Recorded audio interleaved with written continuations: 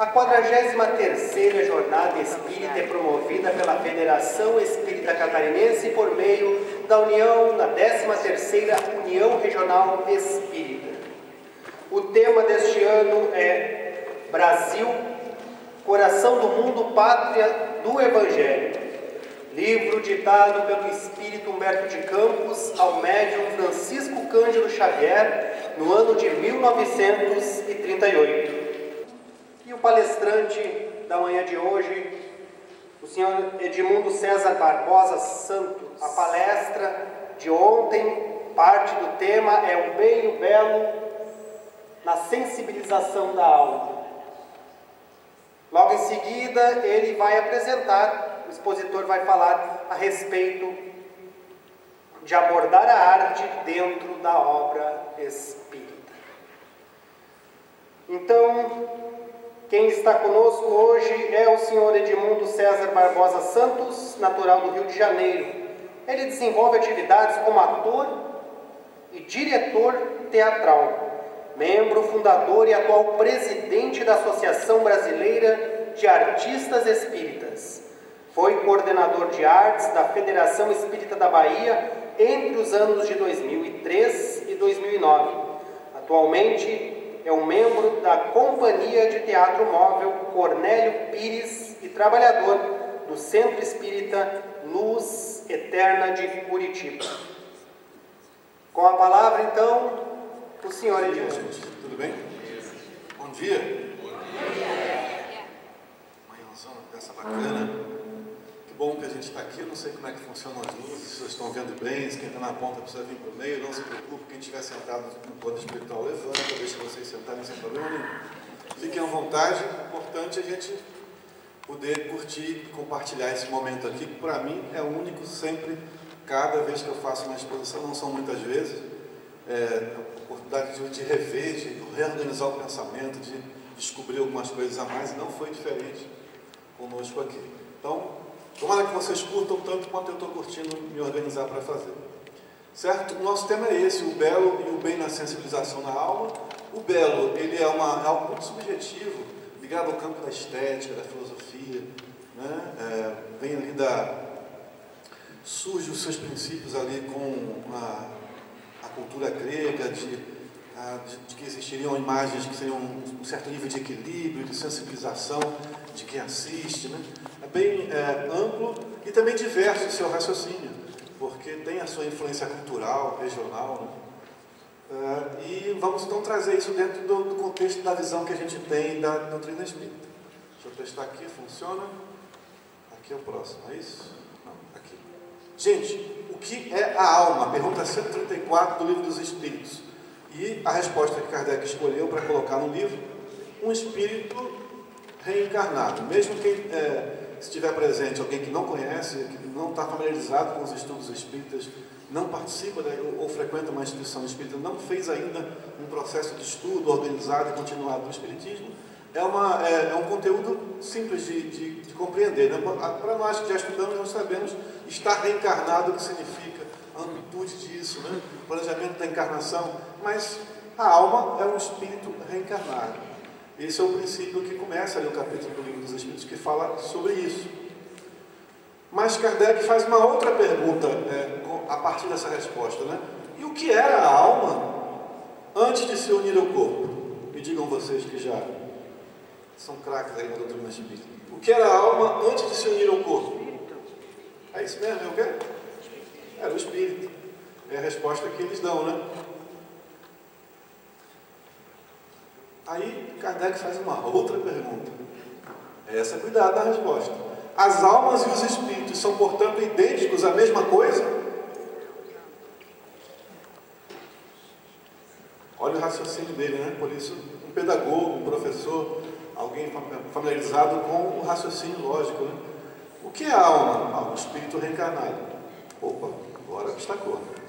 O que era a alma antes de se unir ao corpo, né? Antes de estar reencarnado? Era o espírito. E as almas e os espíritos são, portanto, idênticos à mesma coisa? Sim ou não? Não ouvi aqui. Não? Tudo bem, não se preocupe, eu não vou perguntar por que não, porque sim. Não tem essa pegadinha, não. A pessoa não vai falar, não. Né?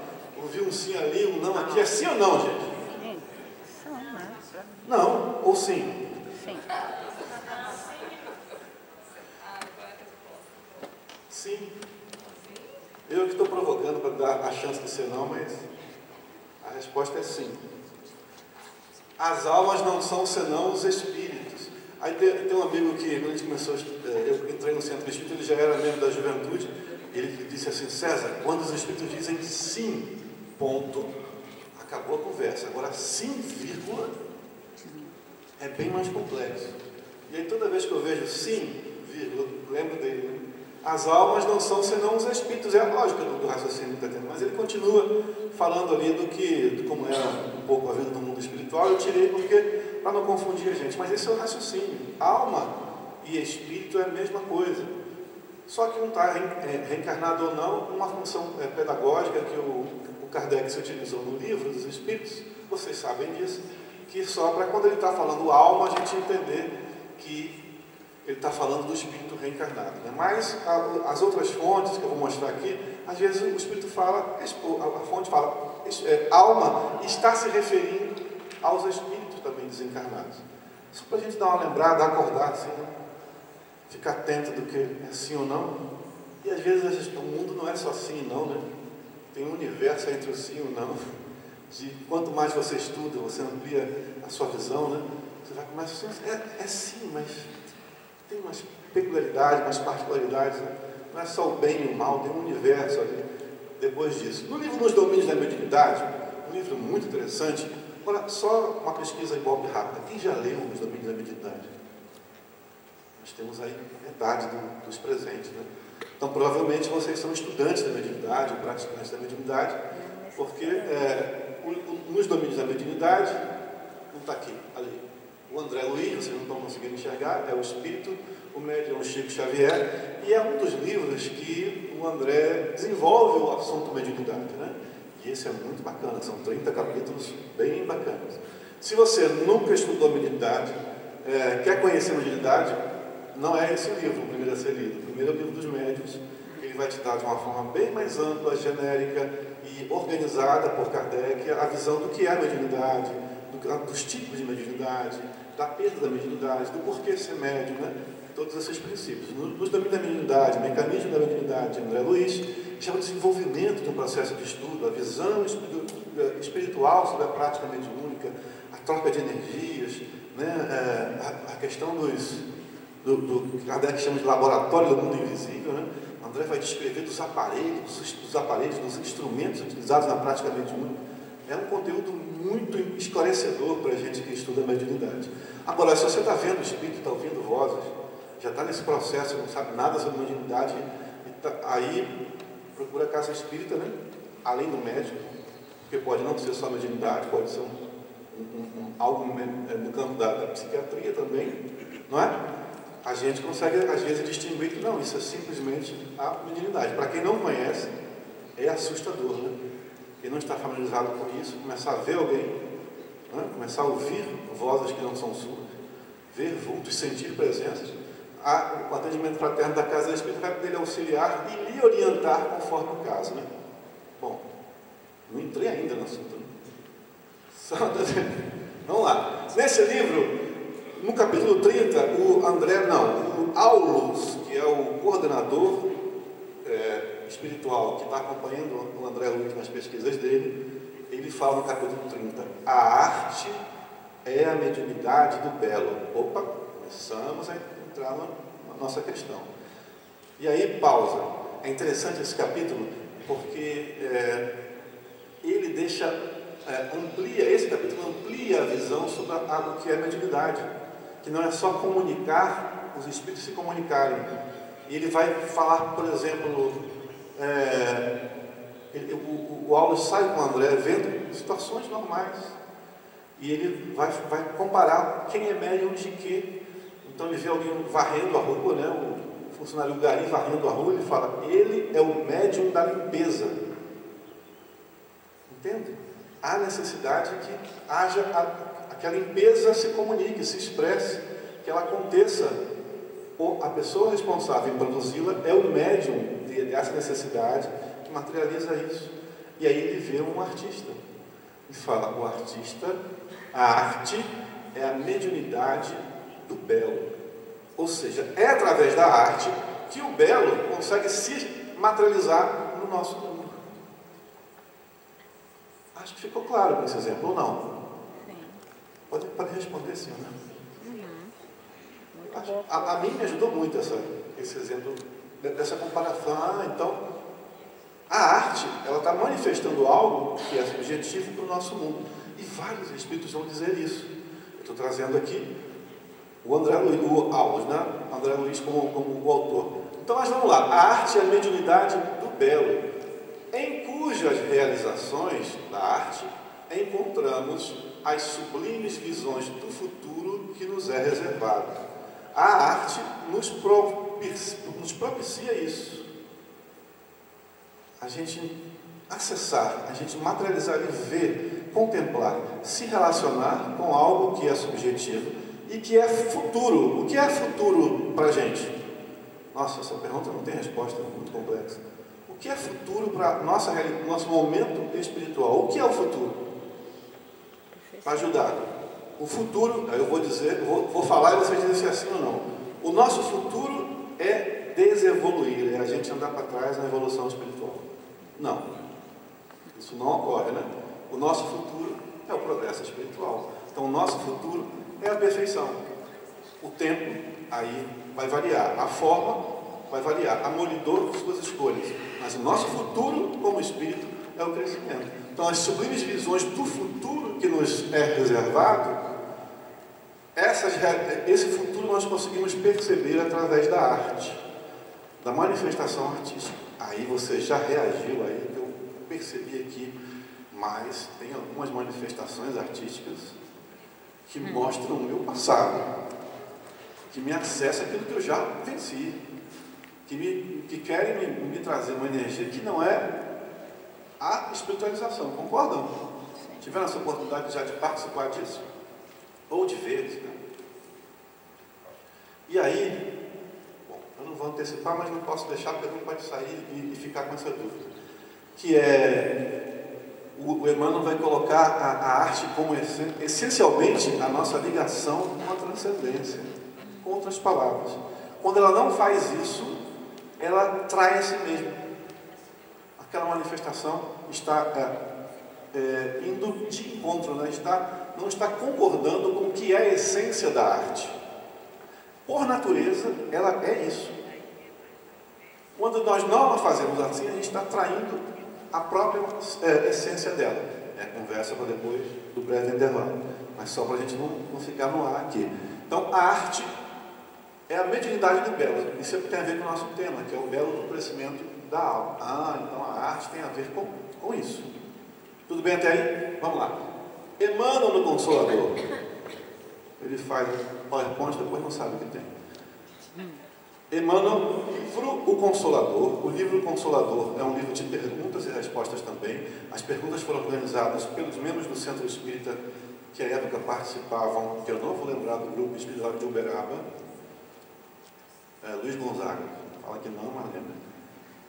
Eles organizavam as perguntas, o Emmanuel respondeu e o Emmanuel organizou as respostas. E ele disse o que era em cada capítulo. Livro muito bacana. Poucos leem esse livro, não tem acesso, mas é um livro de estudo muito bacana. Nesse livro, o Emmanuel fala sobre arte. E uma dica, ele fala num capítulo sobre cultura. Ele não fala sobre isso aí. Não fala sobre arte nesse capítulo. Mas quando ele fala de sentimento, aí ele fala sobre arte. Opa, fica a dica para as coisas que a gente vai conversar aqui no porquê. E ele fala lá, o artista verdadeiro, agora ele entrou no médium, né? A arte é a mediunidade do belo, e o artista que faz a arte. Então, é um médium, né? Um trabalhador, a pessoa, o indivíduo. O artista verdadeiro é sempre o médium das belezas eternas. Peraí. Uma explicação, inclusive. Belo não é sinônimo de bonito, é outra coisa. Belezas eternas, o que são isso? O que é uma beleza eterna? O que é algo eterno? Essa é fácil. que é algo eterno? Nunca se acaba, né? É mais que isso, né? Porque o espírito é imortal, não acaba, mas ele não é eterno. Porque eterno sempre houve, não é isso? Deus é eterno. Opa, as palavras às vezes pegam a gente, né? Uma beleza eterna, ela sempre vai existir. Ou ela sempre houve. E é sempre belo. O Leon Denis vai dizer, a beleza é eterna. O que há de mais belo, né? O que há de mais belo no universo?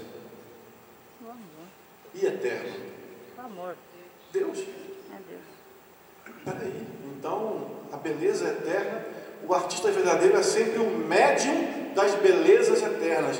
Ele é sempre o verdadeiro, é médium, é intermediário da beleza eterna de Deus. Isso que Leon Denis vai afirmar antes de Emmanuel, inclusive. Leon Denis é contemporâneo de Kardec. Caramba, então a manifestação artística está me ligando a Deus, é o raciocínio de Leon Denis. Peraí, tem o verdadeiro e tem o falso? Na verdade, esse verdadeiro está colocado também como essência, como fundamental. Realmente poderia ser isso aí. O artista realmente, aquele que não faz isso, nem é. Não é que tem o verdadeiro e o falso, a gente tem que ficar caçando quem é o falso artista, quem é o verdadeiro. Isso é arte, senão é muito complexo isso. E não nos leva a agregar conteúdo na nossa reflexão. Mas vou voltar aqui para vocês não acharem que estão se perdendo. O artista verdadeiro é sempre o médium das belezas eternas, já estou entendendo que é isso. E o seu trabalho do artista em todos os tempos, ou seja, sempre na história do homem, em todos os tempos, foi tocar as cordas mais sensíveis do sentimento humano, alçando da terra para o infinito e abrindo em todos os caminhos o desejo dos corações para Deus, nas suas manifestações supremas de beleza, de sabedoria, de paz e de amor. Emmanuel concorda comigo? Falou exatamente o que eu estou colocando aqui. Vocês viram que eu fui lendo, colocando alguns sinônimos, porque isso foi um aprendizado que isso me agrega. Então, ânsia, né? Ânsia é um negócio que às vezes pode ser uma coisa ruim, mas a ânsia também é desejo. Então, às vezes, as palavras são amplas, com outros significados sinônimos, você vai entendendo melhor. Esse é o papel do artista. Em todos os tempos, vocês concordam? Em todos os tempos? Porque hoje a gente consegue perceber, né, a manifestação artística que a gente contempla. Contemplar é diferente de ver. Contemplar é algo que te toma a alma, que te toca, que você se sintoniza, aquilo te transcende, você vê. Você pode ver o pôr do sol. Agora você parar, assistir o pôr do sol, aquilo te trazer uma lembrança, você nem sabe por que às vezes você entra num estado de contemplação. Isso é mais subjetivo, isso te fala mais ao espírito imortal, isso te fala mais às suas memórias. Por isso tem ali o contemplar. Não, foi no outro. Mas a gente vai esbarrar no contemplar também, né? Já já. Em todos os tempos, hoje você vê os meninos tocando aqui, cantando, você assiste ou contempla, dependendo da sua ligação com isso. A arte está. Mas aqui na Idade Média a coisa era diferente. Mas era um artista verdadeiro também estava fazendo isso. Aí você vai descobrir, até pouco tempo atrás, bem pouco tempo, foi em 92, 98, foi uma sequência de descobertas. O objeto artístico mais antigo que nós conhecíamos, ele tinha 8.000 anos. Para tudo, 8.000 anos, 2.000, Jesus. Uns 500, 700 anos antes, era a Grécia, né? A Grécia que nós conhecemos, os autores dramáticos, o teatro grego, tá? Então, 8.000, isso passou Egito, né? Pirâmide, enfim. O objeto mais antigo era essa data, 8.000 anos. E em 90 e pouco, na década dos anos 90, não são pesquisadores, tem um nome específico, esse eu não vou lembrar mesmo. É o nome das pessoas que elas procuram cavernas. São exploradores de cavernas. Tem um nome bem específico. Cavernas que não existem, que a gente não sabe que existem. E eles descobriram uma caverna na França. E ali depois descobriram outros, uma sequência mais ao norte, ali em direção à Alemanha. Então, a caverna de Chambord, meu francês, maravilhoso. E nessas cavernas, essa caverna ela tem 2 quilômetros de área de extensão, não em linha reta, de área de 2 quilômetros quadrados, né? Eles descobriram pinturas rupestres. Pinturas rupestres que depois de um processo mais acadêmico de pesquisa e de testes, descobriram que tinham de 20 a 30 mil anos. Vocês viram quanto foi lá para trás? Estamos falando, né, de um homem das cavernas. Né? Estamos falando de uma civilização muito antiga. E naquela caverna, eles não descobriram, diferente das outras, objetos de convívio, de vida deles. Cerâmica, ferramenta, restos de caça de animais, eles não descobriram isso. Mas todas as paredes pintadas e com pinturas que variavam em milênios, em 1000 anos, né, dizendo. Então, uma pintura com a outra tinha uma diferença de 3, 4 mil anos. E aquela caverna só sobreviveu porque em algum momento houve um desabamento na entrada dela e esse desabamento fechou o acesso das intempéries climáticas, de animais. Então foram conservadas as pinturas que lá tinham. E aquela caverna, ela não tinha esses objetos. A dedução deles é que era uma caverna para se contemplar as pinturas. Esses homens das cavernas, 20 a 30 mil anos, iam naquele lugar para fazer um cerimonial. Foram encontrados pedaços de carvão, assim, em círculo, como se fossem incensos. A gente faria hoje, faz isso com carvão.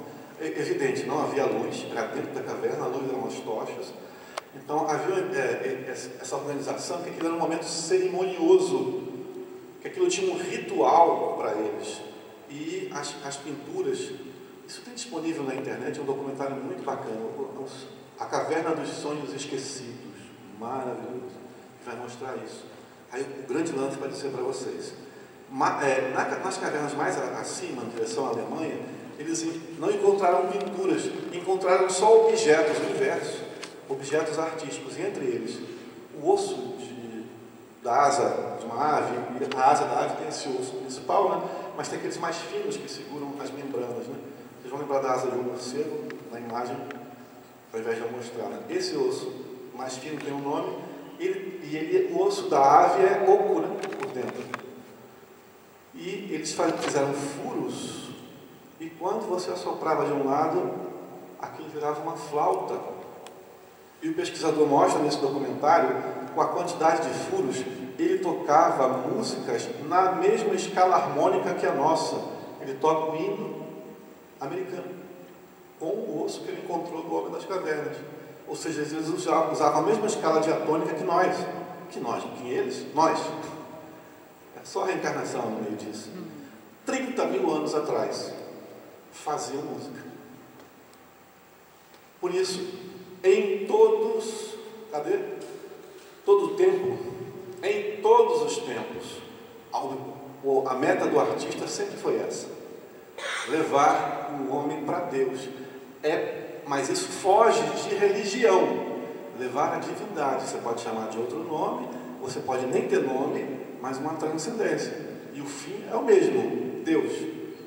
É o nosso Deus, é o Deus da tribo indígena, é o Deus do oriental, é a mesma coisa, que Deus é único, né? A gente está convergindo para uma coisa só. Nós aqui nos organizamos de forma diferente. Estou falando pra caramba, né? Também uma palestra. Fazer o quê? Tocar o sentimento humano e levar a Deus. Tocar a emoção, é o que está dizendo ali antes. Aí é aquela coisa que a gente aprende quando vai se preparar para o estudo. Emoção. Olha o que eu trouxe do dicionário.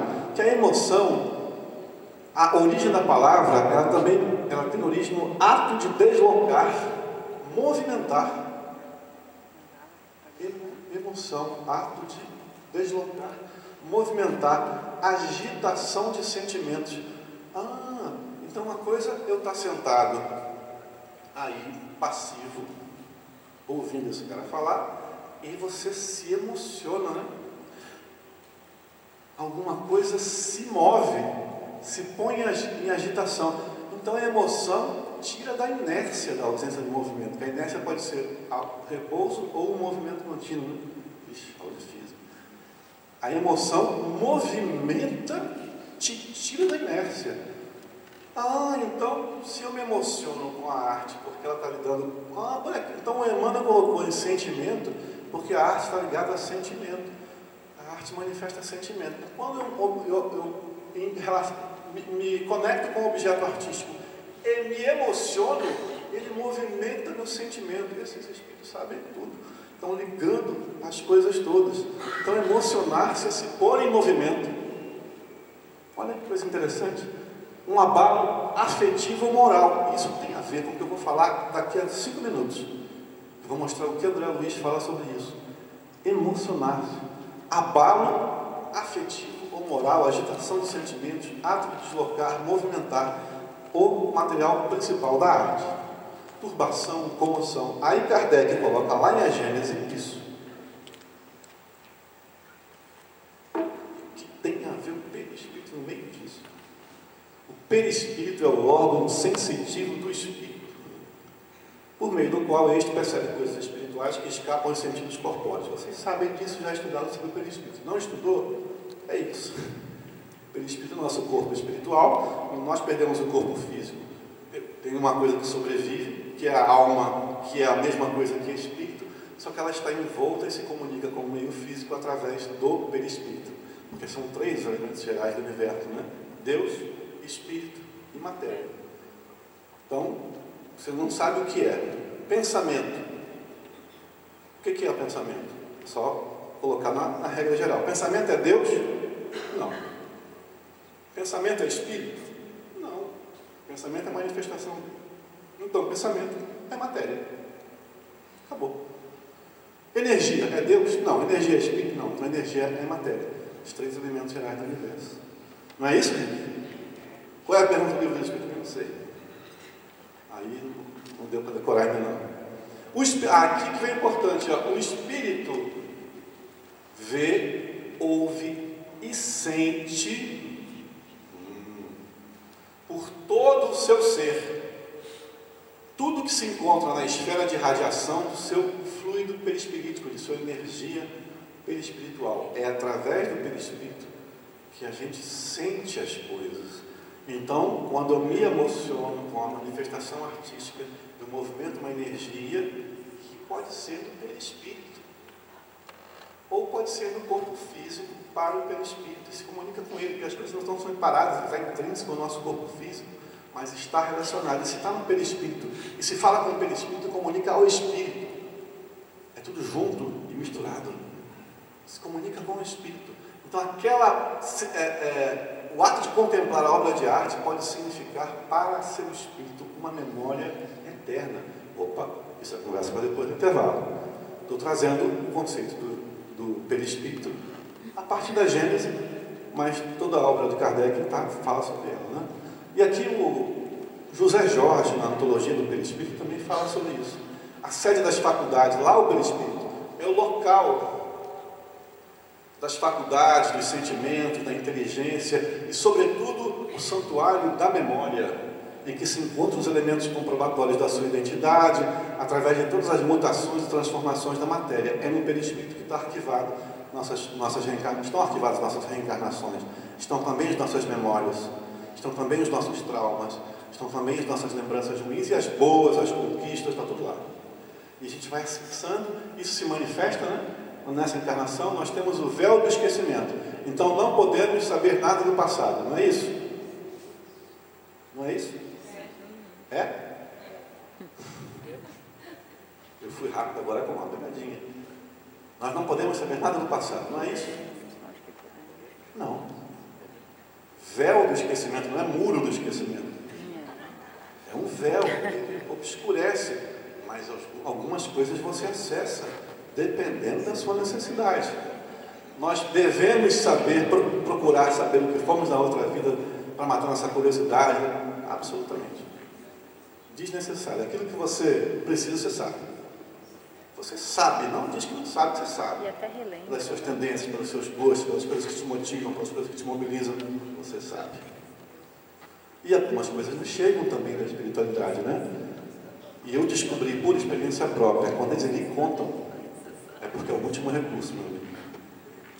É o último, abre seu olho. Eles estão lhe dizendo que para você saber, eu não sabia. Estão lhe contando o que é. Faça bom uso desse conhecimento, né?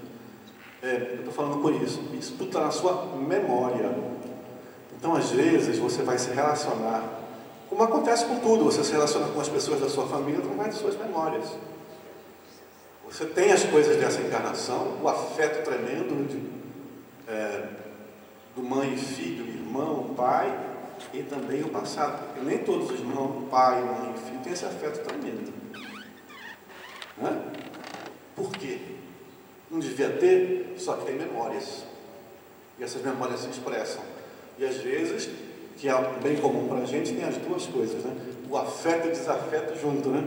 Eu te amo, mas te odeio. Né? Você é assim, mas eu te amo mesmo assim. Eu sou assim, mas me amo mesmo assim, porque é isso a vida da gente. Isso é reencarnação, né? Não é eu fui um príncipe, agora eu sou isso. Nunca já eu fui motorista de ônibus, nunca vi isso. Fui motorista de Uber, agora eu sou. Sempre. Não é isso a reencarnação. A reencarnação é muito mais complexa e por isso muito mais belo. Por isso é de Deus. Porque é maravilhoso, né? É uma transcendência e uma justiça muito grande, né? Deixa eu só ver. Vamos lá. Isso tudo para falar que nós temos no perispírito, só para lembrar, sede da memória. O que isso tem a ver com o tempo? O pensamento molda os fluidos. Está no livro Um Passe, Jacó Melo, de Santa Fé. Vocês sabem isso tudo também, porque isso está na obra básica, né? O pensamento molda os fluidos. Espera aí, não sabia disso não. O pensamento molda os fluidos? Sim. André Luiz vai descrever na obra dele, né? Tem um livro, Sexo e Destino. Para mim é o mais bacana, mais bem escrito. Aquilo dá um filme maravilhoso. Tem 2 momentos do livro que eu choro literalmente quando leio, e eu já sei que aquilo me emociona. Aí eu vou ler de novo e falo, agora eu já sei, não vou me emocionar, fechar o livro e pela força que tem. Eu estou falando isso. Ele começa, ele chegando num lugar e tem uma pessoa doente, e tem a enfermeira cuidando dela, acho que é isso. E tem uma outra pessoa, assim, que ele fica um tempo sem entender se é um espírito desencarnado, né? Ou se é alguém encarnado, desdobrado. Tem um tempo que ele para assim para perceber, e é a formação, aquela é uma imagem formada pela mente da pessoa doente, que está na cama. É a materialização. Ela está pensando tanto naquela pessoa, e tem raiva, inclusive, numa situação lá que eu não vi no caso, daquela pessoa, que aquilo materializa do lado dela. E o André percebe aquilo. Caramba, é a emanação do pensamento daquela senhora que está reencarnada ali, passando por uma fase de saúde difícil. E ele continua, nosso ambiente mental, importante isso, nossa ambiência, né, onde nós estamos, definirá a camada fluídica que nos rodeia e que de nós emana em favor ou contra o próximo. Então, aí foi um momento de resgatar esses princípios do perispírito. É onde a memória se arquiva, o pensamento materializa, para chegar lá em mecanismos da mediunidade, também tem André Luiz. Caramba, o cara está usando um monte de livro falando de mediunidade para falar de arte. Porque a relação do artista, né, é o médium das experiências eternas, a mediunidade muito presente. Muito presente a mediunidade no artista, independente de formação religiosa. Muito presente. Em Mecanismo da Mediunidade, o André fala sobre ondas. Esse é o momento mais difícil do nosso estudo, que a gente voltar aos bancos escolares de física, mas está acabando.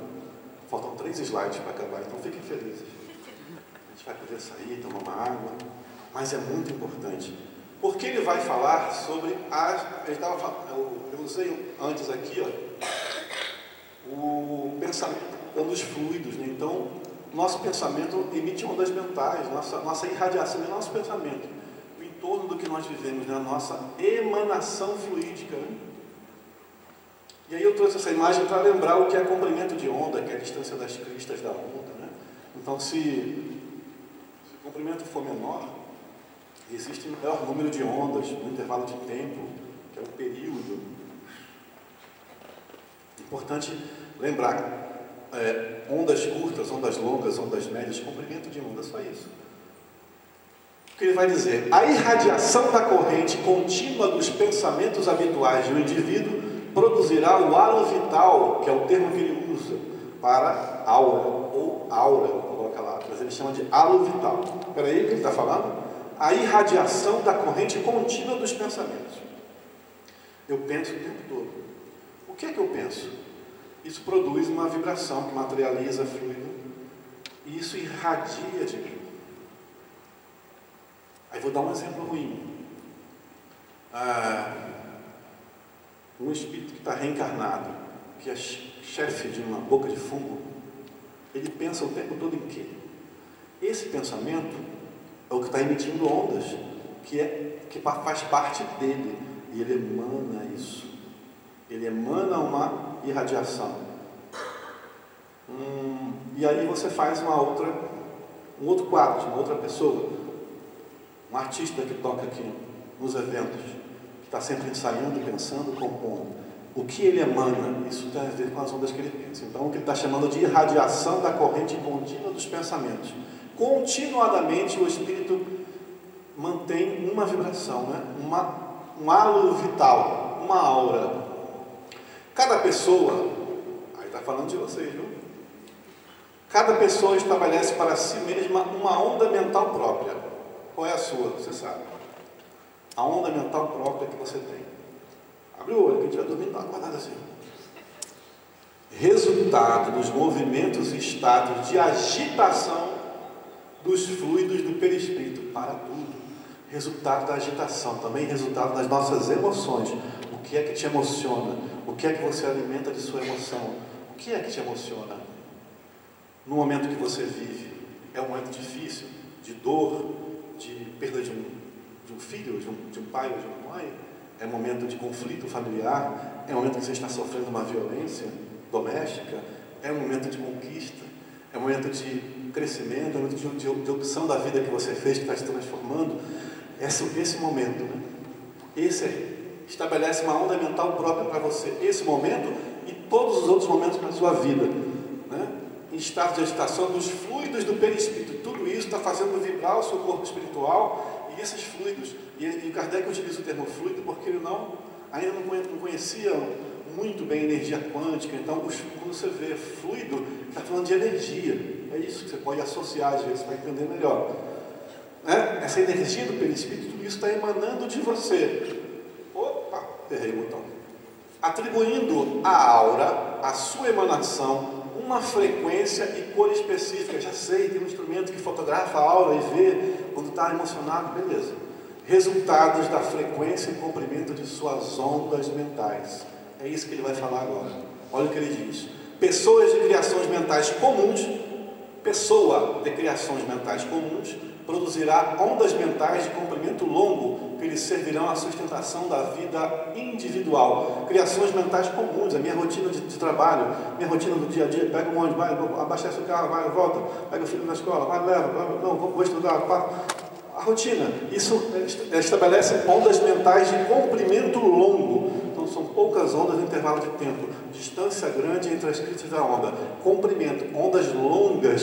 Isso serve simplesmente para sustentar a vida do corpo. É o que André Luiz coloca lá. Já, seja, agora um outro exemplo, em estados menos comuns da mente, menos comuns. Quais são esses estados menos comuns? Atenção, em virtude da reflexão e oração. Reflexão, passar um bom tempo refletindo, pensando sobre aquilo, isso já é um estado incomum para ele. Orar. Essa pessoa que ora bastante, que faz isso 2, 3 vezes ao dia, ou que está vivendo uma situação que exige que faça isso, produzirá ondas de comprimento médio, de aquisição de experiências por partes da alma, correspondendo à produção de luz interior. Então aquele negócio de espírito de luz, como é que ele ganhou aquela luz? O que eu tenho que fazer para ganhar a luz? Isso sai de você, irradia de você. Por isso que quanto mais eu evoluo no bem, mais eu me ilumino. Mas, na verdade, mais eu ilumino. Que legal. Está colocando. Se você tem uma vida cotidiana e só se preocupa com isso na sua mente, você não se preocupa com mais nada, só manter sua rotina, ganhar dinheiro, gastar dinheiro, são ondas mentais longas. Sustentação da vida individual. Se você tem estados de reflexão, de oração, esses momentos, continuadamente, produzirá alteração nas vibrações do seu corpo espiritual, que produzirá luz. Por isso você vai se auto-iluminando, na verdade, iluminando os outros, né? Aí ele vai num outro exemplo. É o último, eu acho que é o penúltimo. Em situações extraordinárias da mente. Que situações são essas? Quais sejam? As emoções profundas, emoção, mobilização do sentimento, profundas. Já viveram emoção profunda? Já não? Sim. Recordam na sua vida? 10 segundos para recordar. Emoção profunda. Quando foi sua emoção profunda?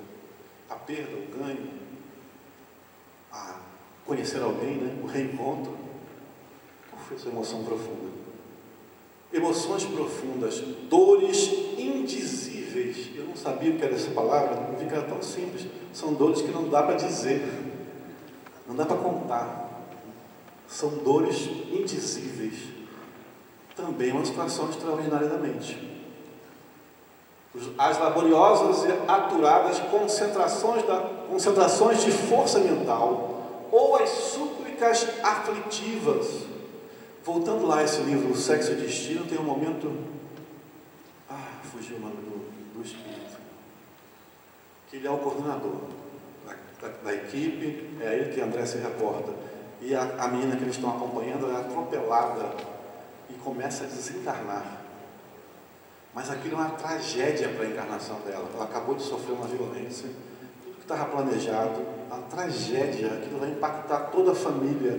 Não estava previsto. Mas as opções que os espíritos fizeram levaram aquilo, ela saiu preocupada da situação e atravessou a rua sem ver, o carro atropelou, ela está desencarnando, o André Luiz não sabe o que fazer. Aí ele manda uma mensagem no WhatsApp, não, ele fala lá no livro, eu entrei em contato com a coluna espiritual. Como é que ele fez isso? Mas tudo bem, entrei em contato, 1940, né? 50 e pouco, ele fez isso. Grupo do WhatsApp lá, socorrista de Maria. Aí o espírito vem, sabe-se de onde ele aparece lá. E esse coordenador, que era o mentor, né, o orientador, aí ele se ajoelha ao lado dela, que está encarnada e desencarnando, sangrando. André Luiz descreve aquelas coisas que ele descreve, né? A pleura, não sei o que, a veia, não sei das quantas. Começa a descrever a questão da desencarnação. O espírito se ajoelha e faz uma prece, uma súplica, cadê? Súplica aflitiva a Deus. E o André Luiz descreve, o André Luiz se afasta e descreve ele chorando e suplicando a Deus algumas horas mais, algum tempo a mais, para ela não desencarnar, para ele tentar minimizar a tragédia que estava aqui a ser aquilo para o planejamento da encarnação. E ele descreve a irradiação desse espírito, uma súplica aflitiva. E ela consegue alguns dias a mais, é um dos momentos do livro que eu choro, e ele descreve quem vai sustentar aquele espírito, é o obsessor dela, vai sustentar por vibração, porque era obsessor, porque tinha uma ligação de outras vidas, né? A gente sabe sobre isso, né? Dela não, ou do outro, não lembro agora, mas assim, era o espírito que estava vendo até agora no livro como o obsessor, o vilão, é ele que vai sustentar a vibração do corpo dela, transmitir energia fluídica. de sustentação da vida, mais a equipe espiritual, mais as pessoas envolvidas, o pai adotivo dela, que tinha sido o objeto da violência, ele vai pedir perdão, que ela fica mais uma semana, emociona ele, vai minimizar toda a tragédia daquela desencarnação através dessa súplica aflitiva. E ele, voltando aqui, em situações extraordinárias, emoções profundas, as dores indizíveis, as laboriosas, as concentrações, as súplicas aflitivas, o domínio dos pensamentos e a mente emitirá raios muito curtos e de imenso poder transformador do campo espiritual. Esses momentos profundos vibram de uma forma que transformam o seu campo espiritual para sempre. Teoricamente semelhantes aos raios que se aproximam dos raios gama. Tamanha é a vibração diferente nesses momentos. Então ele fala ondas longas, sustentação da vida, estados de reflexão e prece, ondas médias, e esses momentos, inclusive o da dor, porque você evolui com o amor e com a dor, não é? Por quê? Porque as dores indizíveis produzem vibração, alteração do seu campo espiritual, e lhe marcam profundamente o que isso tem a ver com o tema, pelo amor de Deus. Porque a manifestação artística, você pode recriar essas situações. Na vivência da arte, você pode simular, experiências, você não precisa viver. Você pode passar como se fosse. Quem faz teatro sabe o que é isso. E você pode, ao cantar uma música, acessar vibrações que não são suas.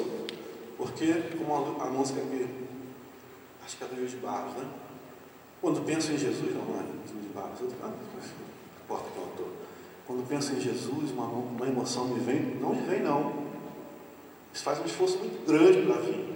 Mas quando eu canto esta música, essa vibração me vem e fica, Fica perfume de quem oferece flores, fica no coração de quem canta, fica na vibração de quem canta, quando canta com profunda emoção.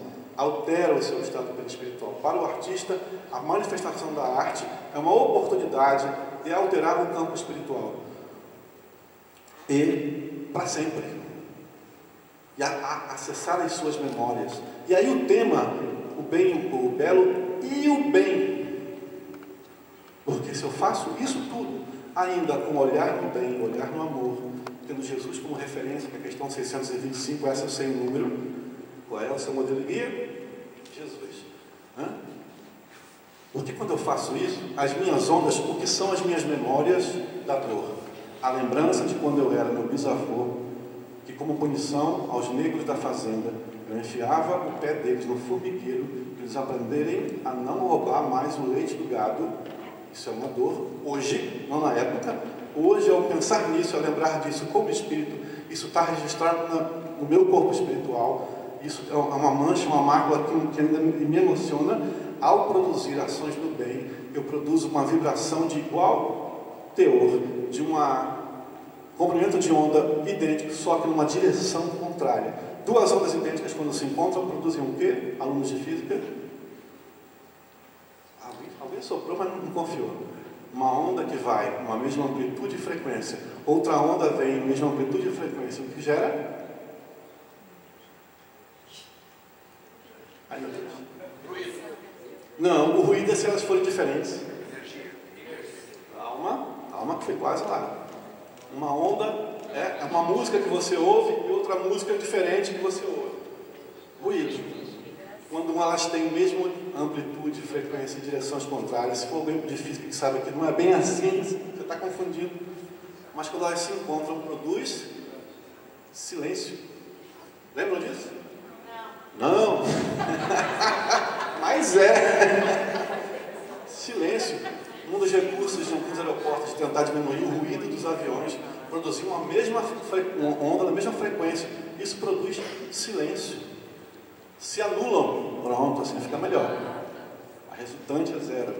Se anulam. Então, a minha dor que eu tenho, a minha mácula no meu perispírito, que é a sede da memória, quando eu produzo o bem, eu estou alterando aquilo. Eu estou silenciando aquela dor.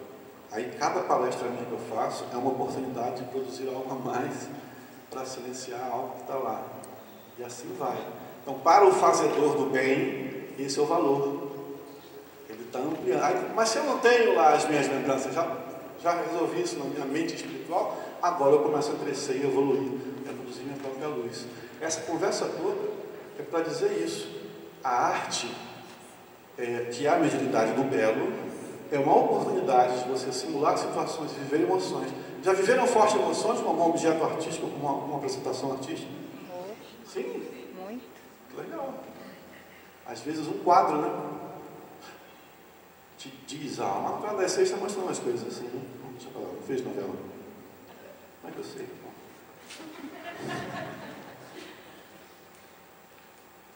Eu estava passando na sala, aí o personagem falou assim, mas eu sigo os princípios de Allan Kardec. Eu falei, o quê? Aí que eu fui saber que a novela estava falando de coisas assim, de reencarnação. O espelho da vida, é isso, não, deixa eu falar. É isso, gente. O belo e o bem na evolução, né? A sensibilização da alma. Você pode se relacionar com a obra artística, um quadro, uma peça de teatro, uma música, uma coreografia, um espetáculo de dança, quadrinhos, cinema. Às vezes, uma obra artística que não é feita pelo artista, né? Em comum, como o pôr do sol, a visão da natureza, a obra artística de Deus. Te emociona, te põe em movimento, e às vezes é tão profunda essa emoção que altera a sua vibração espiritual. Sobre uns 2 ou 3 casos assim, de pessoas que já me contaram, assim, que conheço pessoalmente. Naquele dia eu estava pensando no suicídio, e aí eu ouvi uma música do Evaldo Filho, e aquela música me tocou. Porque quando você está na mão da ideia de qualquer coisa, inclusive nesse exemplo do suicídio, a ideia é fixa naquilo que não resolve. Aí você para um segundo para ouvir uma canção, os violinos estavam tocando aqui. Você chega no teatro, cheguei antes, sentei, estou ouvindo, está tocando lá, tem outro pensamento, e daqui a pouco você começa a entrar na vibração. Por isso a importância da música aqui antes da atividade e durante a atividade também, né? E não estamos falando só do plano físico, fora por que a gente está no auditório com essa capacidade e está tão vazio, está vazio nada. Fora a vibração que está produzindo no campo espiritual. Aí tem aquele momento que você daqui a pouco está ouvindo algo que não está nem pensando no que a letra está dizendo, mas aquela vibração está acessando a sua mente. Mas tanto que você desconecta toda aquela sua mão ideia daquele problema, aí os seus 35 anjos guardiões que você tem inspiram você naquele momento, e a oportunidade naquele momento de uma intuição, e às vezes é a oportunidade naquele momento de vir uma lembrança espiritual profunda e uma emoção profunda. Daqui a pouco você está aí chorando, se for eu não choro porque eu não choro, mas se está aí chorando, emocionado, piada, brincadeira. Isso está transformando o seu campo espiritual, está sensibilizando a sua alma, e a sua alma, que é você mesmo, e a sua é você, a alma é o espírito que está simplesmente no corpo. Beleza? Compliquei demais? Quanto mais a inteligência, isso aí é Leon Denis, quanto mais a inteligência, o espírito se apura, se aperfeiçoa, se eleva, mais se impregna da ideia do belo. Quanto mais a gente se aperfeiçoa e se eleva, mais se impregna da ideia do belo. O objetivo essencial da evolução será a procura e a conquista da beleza, a fim de realizá-la no ser e nas suas obras. Olha o que ele está dizendo. O objetivo da nossa evolução espiritual é conquistar o belo, a fim de realizar em nós mesmos e nas suas obras. O belo, que é de mais belo e eterno, Deus. Entendi. Tal é a norma da alma na sua ascensão infinita. Leon Denis. Era isso que eu tinha que dizer. Se divertiram? Vamos continuar. Esse momento vai ser um pouquinho mais curto, vou falar um pouquinho menos, vai ser bacana, viu? Pelos comentários que eu ouvi no intervalo, está indo tudo bem, né? Vocês estão curtindo aí. E bom, continuem movimentando, né? Emocionados com o que a gente está falando. E aí o que a gente traz, acho que tem a questão das luzes aqui, né? O nosso momento, né? Que é a arte na obra espírita, né? Na literatura espírita, né? Vamos lá. Aí tem um quadro com alguns livros, né? Tem as obras básicas de Kardec, tem alguns livros do André Luiz, os Mensageiros do Nosso Lar, livros do André com a psicografia de Valdo Vieira e do Chico, Conduto Espírita, Devação Invisível, Ivone Pereira, que aí já é uma outra abordagem, uma outra forma de construir. A Dramaturgia Espírita é um livro técnico escrito pelo Nazareno Torinho, não é desencarnado, dramaturgo, quer dizer, agora é desencarnado, desencarnou tem uns 5 meses. É um livro voltado para o autor de teatro espírita, faz uma reflexão, um livro de estudo bem bacana, obras póstumas, né? O Espiritismo na Arte, de Leon Denis, o primeiro livro a ser construído sobre o assunto, né? Arte relacionada com o Espiritismo. E tem uma outra, aqui o Consolador, na capa nova, que é do Emmanuel, e tem uma outra série, assim, tem muitos livros falando sobre arte. Veja, o Nosso Lar é um livro que fala sobre arte. É assim, vamos ver agora. E tem livros específicos sobre o assunto. Específicos, por exemplo, sobre a dança espírita. Publicado pela Associação Brasileira de Artistas Espíritas. Como é que é? Uma pessoa jurídica, uma associação que reúne trabalhadores da arte, assim como os meninos estão cantando aqui, outros que estão aí na plateia, 2 centenas de trabalhadores no Brasil todo, e que se reúnem na associação, participam de um evento anual, que é o Fórum Nacional de Arte Espírita, que acontece durante o feriado de Corpus Christi. Esse ano vai ser em Teresina, em 2020. Em 2020, em Brasília, vai ter um Encontro Nacional de Arte Espírita. Vocês têm que ir lá, gente. Nós que somos trabalhadores da arte, a gente precisa ir lá conhecer as pessoas, né, e perceber que fazemos parte de um conjunto maior. Então tem uma produção literária promovida pela associação, e o livro Dançando com a Alma. São acadêmicos e pessoas formadas na área de dança, espíritas, e refletindo sobre a dança espírita. Tem livro para todo gosto. E livros falando sobre a arte no mundo espiritual, e assim vai. Tá bom? Então nós vamos falar só de algumas coisas. Eu trouxe alguns textos para a gente refletir, comentar sobre eles e conhecer. E o primeiro, eu trouxe o Livro dos Espíritos, começando pela síntese, né? Não podia ser diferente. Na questão 251, Kardec pergunta aos espíritos: são sensíveis à música os espíritos? Antes de vocês lerem a resposta, estão aí tentando ler, né? No Livro dos Espíritos, e tem alguém que pode estar chegando agora, publicado em 1857, com as perguntas e as respostas dos Espíritos, o livro Síntese da Doutrina Espírita, né? E tem pergunta falando sobre arte. Por que Kardec perdeu tempo com arte? Porque a arte era importante na cultura daquela época e no entendimento dele. Por sinal, sua esposa, Amélie Boudet, era artista, professora, pintora e apoiadora da arte na França. Eles eram franceses, né? E Kardec fundou o primeiro centro espírita, não foi isso? O primeiro centro espírita do mundo? Como se chamava? Não consegui ouvir. Alguém fala alto. Sociedade Parisiense de Estudos Espíritas, né? Primeiro centro espírita, assim, um grupo de pessoas sérias, era assim que Kardec se colocava, e tem um trecho que ele fala quem compõe a sociedade. Ele fala dos burgueses, dos comerciantes, dos artistas. Ele convivia com os artistas. Kardec trabalhou no teatro, sabiam? Teve uma fase, Kardec é um pseudônimo, o nome dele, né? Vocês sabem, Paulinho Leon Denis Arrivaio, e teve uma época da vida dele que ficou bem complicado lá com as questões financeiras, e ele precisou trabalhar como guarda-livros, que é a origem da profissão do contador, e ele trabalhava em um teatro. Isso foi utilizado depois pelos detratores da doutrina espírita, dizendo que ele trabalhou num teatro. Você vê como não é uma pessoa séria. E a época, né, por muito tempo ainda tem um preconceito com o artista, né? Na verdade ele era o responsável pela contabilidade do teatro, assim como de um jornal, enfim. E eu estou falando tudo isso, ele convivia com os artistas. Então essa conversa sobre a arte estava presente na Sociedade Parisiense de Estudos Espíritas, fazia parte do cotidiano das conversas informais. Ele ia ao teatro, Kardec, uma pessoa séria, ia ao teatro, porque todo mundo ia ao teatro, porque ir ao teatro naquela época era um acontecimento social, né? É bem interessante você pesquisar isso sobre a história da arte nessa época, porque assim, as apresentações artísticas no teatro aconteciam horas de duração, né? Aí tem um parêntese, porque existe nas peças de teatro a divisão em atos, primeiro ato, segundo ato, porque a iluminação do teatro era feita por velas. Isso evoluiu, depois teve óleo de baleia, até chegar à energia elétrica, mas enfim, eram feitas por velas. não existia essa iluminação assim como a gente tem. A iluminação era no meio da plateia. Por isso que os atores vinham na frente falar, era onde a luz estava. Igual como está aqui, né? Quem está mais no fundo, mais distante da luz. Então, por isso que ia à frente para falar.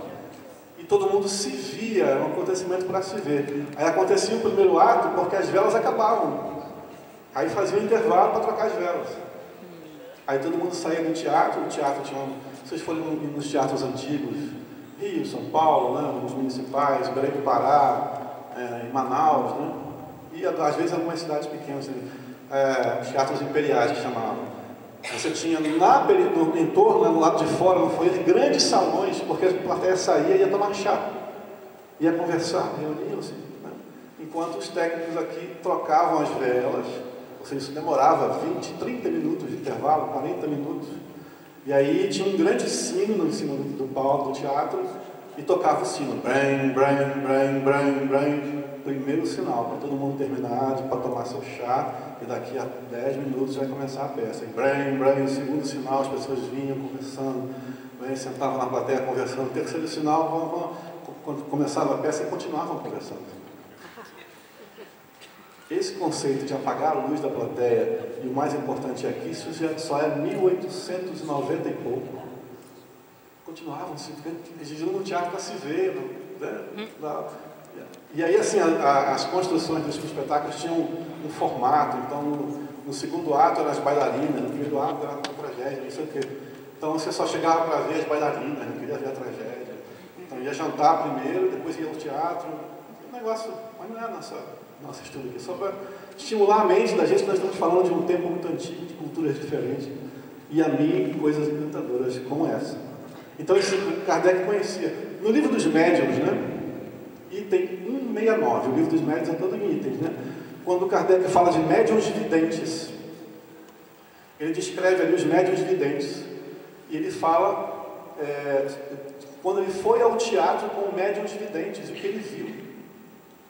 Então ele fez uma pesquisa, foi o primeiro pesquisador a pensar a arte e a espiritualidade. E os médiuns viram espíritos na plateia, nos lugares vazios, que ficavam ouvindo a conversa de quem estava lá. Alguns espíritos interessados aqui com o que estava acontecendo. Outros no palco, imitando os atores, fazendo galhofas para os outros desencarnados. E tem 169 e 170, você não achar que a história é minha, está escrito lá no livro dos médiuns. E Kardec, muito ousado que era, estava acontecendo uma ópera chamada Oberon. Aconteceu uma ópera, e ela é de um espírito, era de um autor chamado Weber, um alemão, se não me engano, Weber. Sabe o que Kardec faz? No intervalo, ele evoca o autor.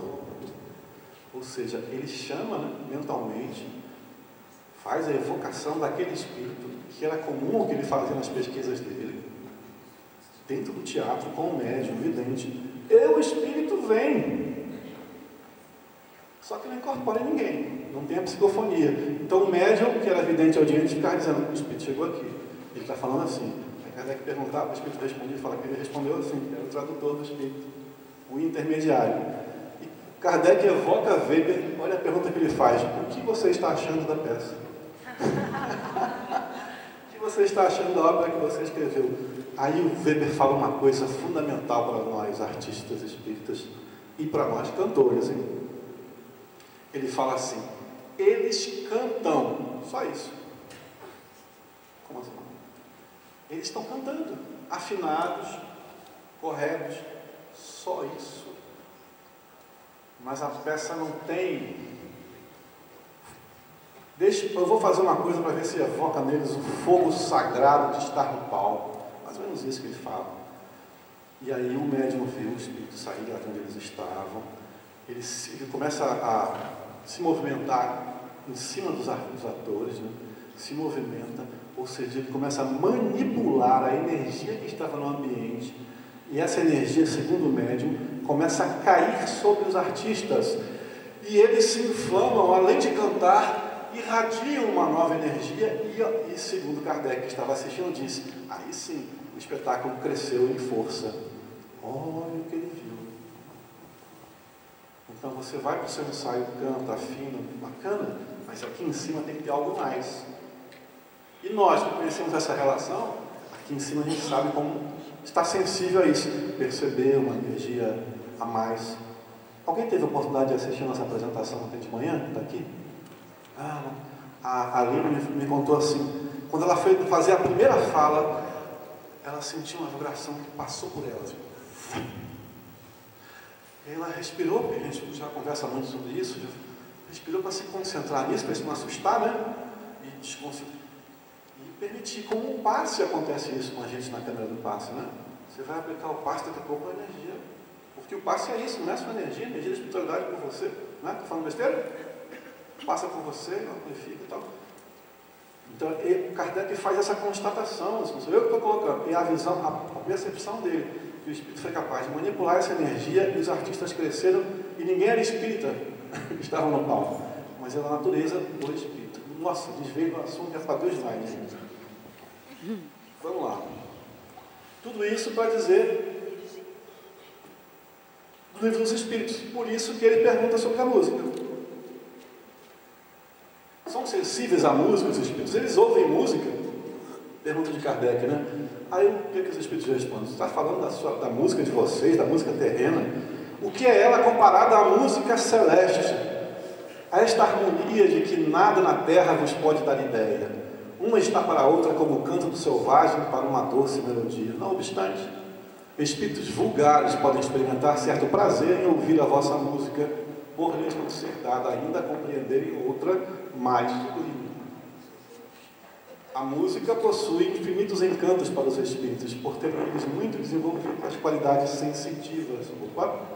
Refiro-me à música celeste, que é tudo que de mais belo e delicado pode a imaginação espiritual conceber. A resposta é sim. São sensíveis à música? Sim, né? Mas, você está falando de uma música que para nós desencarnados, a gente ouve outra coisa, né? Sem o corpo, o espírito percebe as coisas de forma diferente. Já viram nas descrições dos livros como é a beira do mar para os espíritos? Ir à praia. Lembram de algum romance que tenha ouvido isso? E nós fomos então até a beira do mar. Levam até alguns espíritos doentes, né?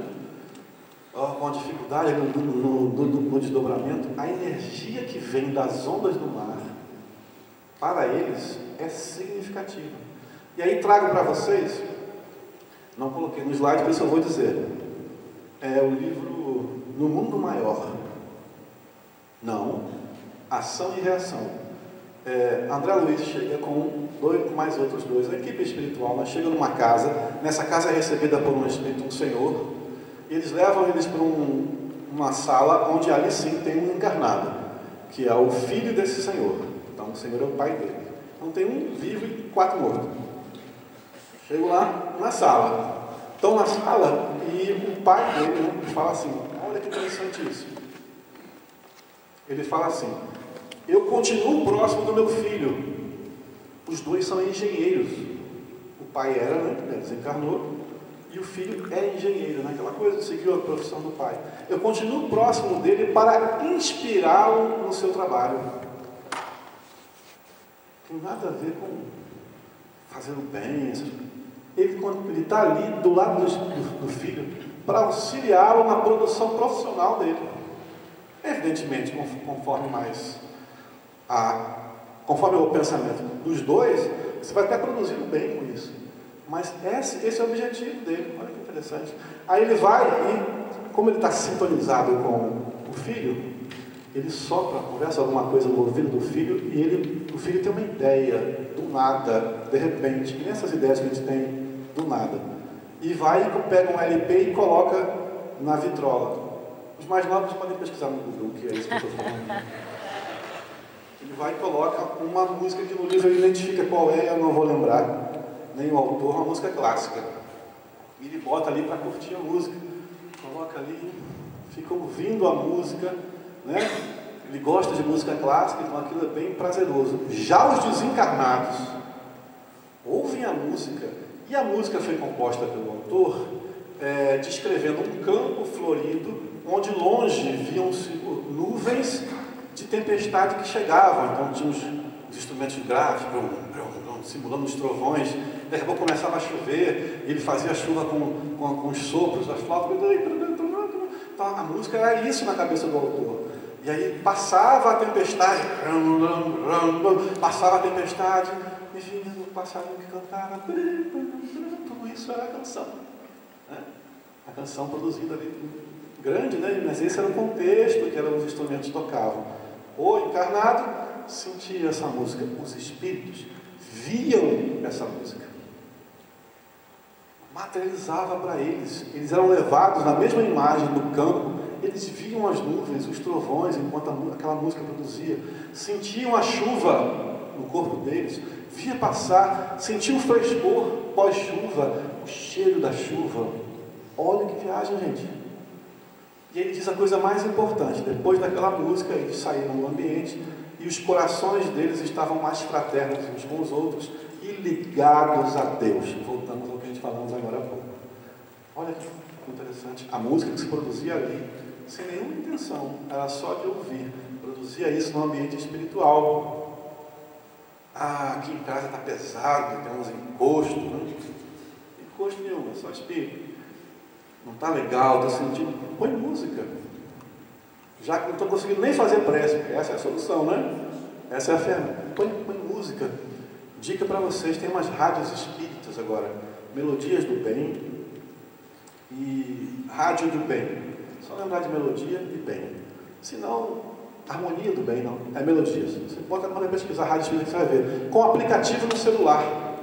Você não precisa acessar o site. Com aplicativo, não consome dados muito. E você ouve música espírita 24 horas por dia. Você vai conhecer música do Brasil todo. De qualidade. Põe ali. Vamos ouvir música, gente. Quem estiver aqui hoje em casa, os mortos-vivos, deixa essa vibração. Tomara. Fala pra caramba. São sensíveis à música, livro dos espíritos, né? Ouvem de forma diferente. Não. Ouvem de forma diferente, né? Por que ouvem de forma diferente? Como é que os espíritos ouvem? Como é que a gente ouve? A orelha, né? Do ouvido. Quem tem alguma dificuldade aqui na mão? Bom, canal auditivo, vamos chamar assim, sistema auditivo. Se tem alguma deficiência física, você não vai ouvir. O espírito não precisa de orelha, não precisa de ouvido. Ele ouve como? Por todo o seu corpo, né? Porque ele ouve. O que é o todo o corpo do espírito? Oh, vocês estão espertos. Aquela coisa que a gente viu antes, o seu corpo espiritual. Então, o desencarnado agora aqui, ele está ouvindo não só o que eu estou falando, está ouvindo o ambiente. É aquele som que você liga, como se fosse, né? Você liga o microfone e não tem ninguém falando, você ouve um som? De repente é o vento passando, se tivesse passarinho cantando, né? Mas isso também a gente ouve, mas às vezes a gente foca numa coisa só, né? E mais do que isso, ele sente a vibração de vocês, né? A vibração dos outros, a vibração do ambiente. Então o espírito ouve assim. O espírito percebe a manifestação artística assim. Por isso ele percebe a vida diferente da gente. E por isso ele responde: de que música você está falando? Dessa que você tem que tocar um instrumento, um violão para sair? A gente ouve a música do universo, né? Que é a música divina. Isso está em Obras Póstumas também. Mas não é a música que você está falando, canção. É a vibração de todo o universo. É uma percepção de forma diferente. Beleza até aí? Agora o estudo é mais complexo, né? Obras póstumas. Kardec fala assim: daqui a pouco, dentro em pouco, também vereis as artes se acercarem dele. Ele está falando do Espírito. Como de uma mina riquíssima. Daqui a pouco vereis a arte se acercarem do Espiritismo como uma mina riquíssima e traduzir nos pensamentos e horizontes que ela patenteia por meio da pintura, da música, da poesia e da literatura. Já se vos disse que haverá um dia a arte espírita, como houve a arte pagã, a arte cristã. É uma grande verdade, pois os maiores gênios se inspiraram nele, no Espiritismo. Em breve vereis os primeiros espíritos da arte espírita, que mais tarde ocupará o lugar que lhe compete.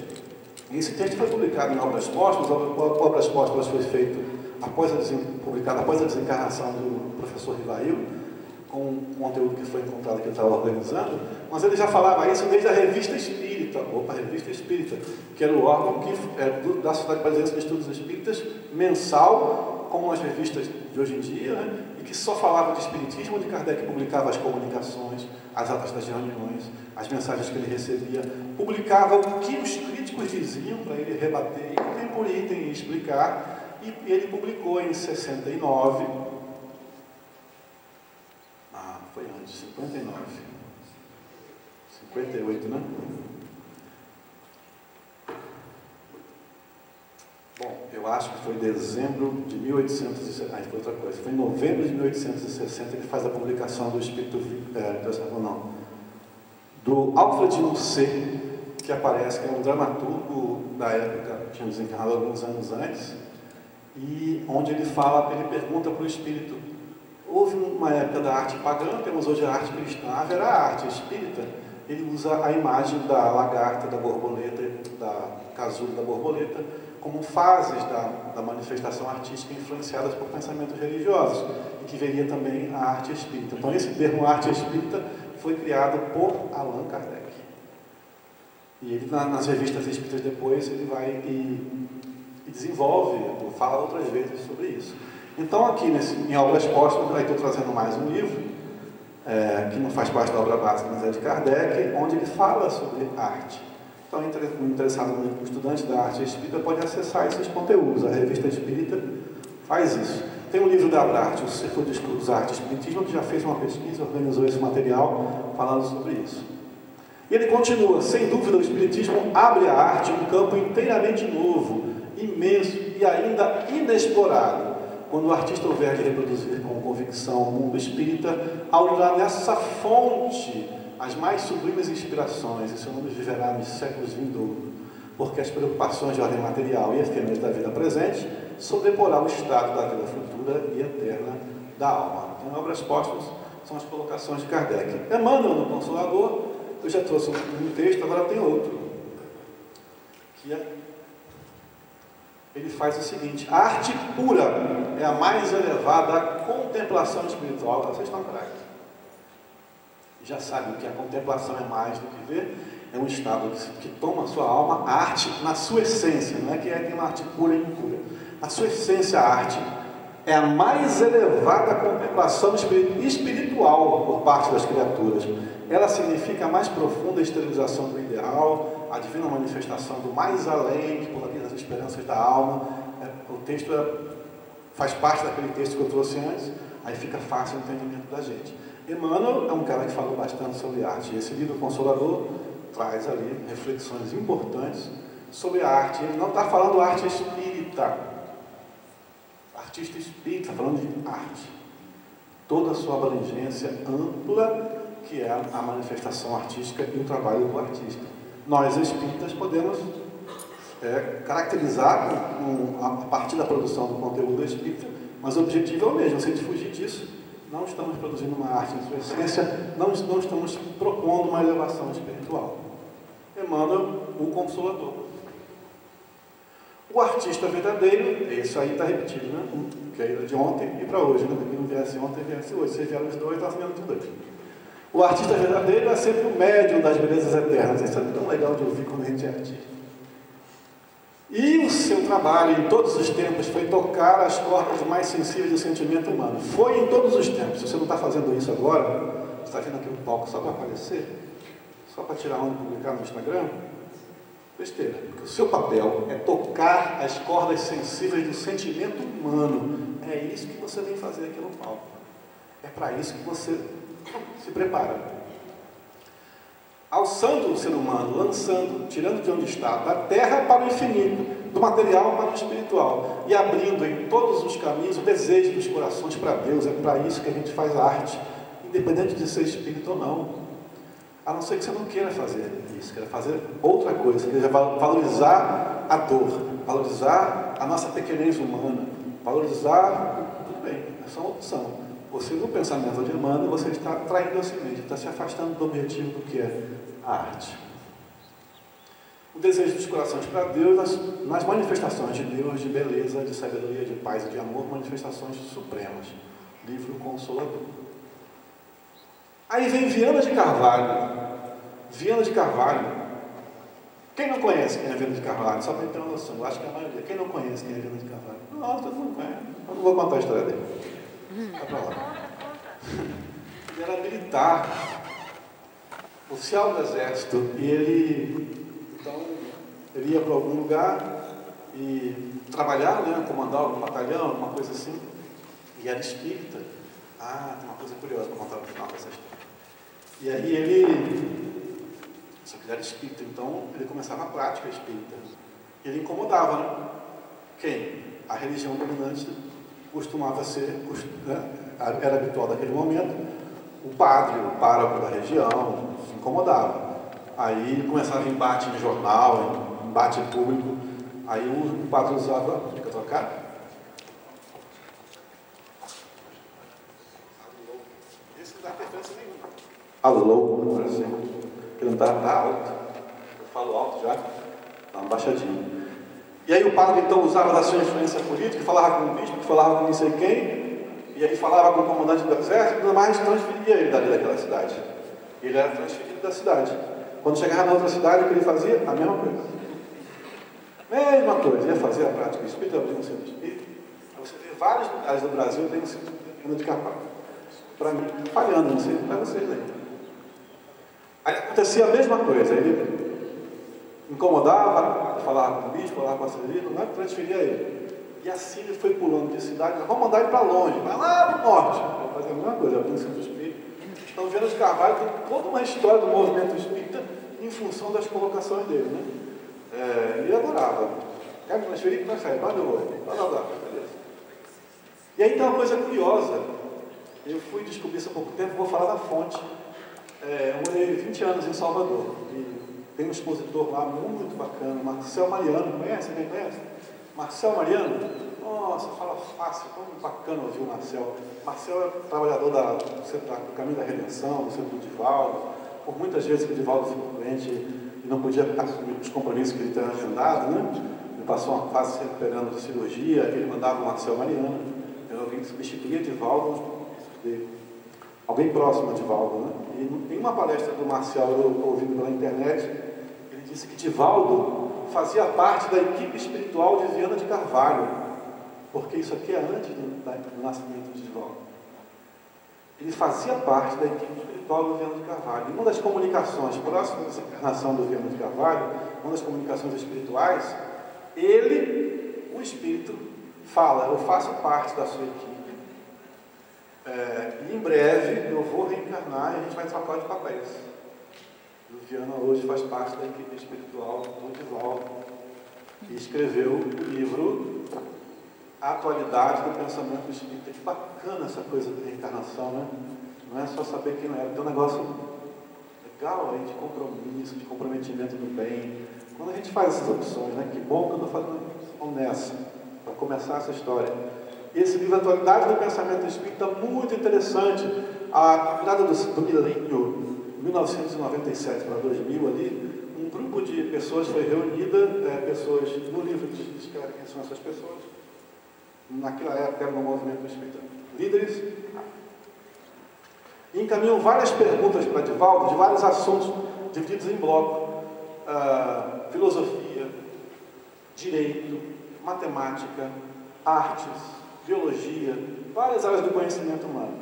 Perguntas sobre aquela área do conhecimento. E pedem que a espiritualidade responda, e Divaldo vira o correio. Eles entregam as perguntas para ele, e Divaldo para ele caminhar. E o Viana de Carvalho, em nome da espiritualidade, trocar, né? O Viana, em nome da espiritualidade, a minha voz fica melhor nessa. Ele escreve esse livro e fala: não são respostas minhas. Eu levei para quem sabe do assunto, eles responderam, eu sou só o espírito que se comunica com o médium, para ser fidedigno na resposta. E lá tem uma parte sobre arte, sobre o ensino da arte, educação artística.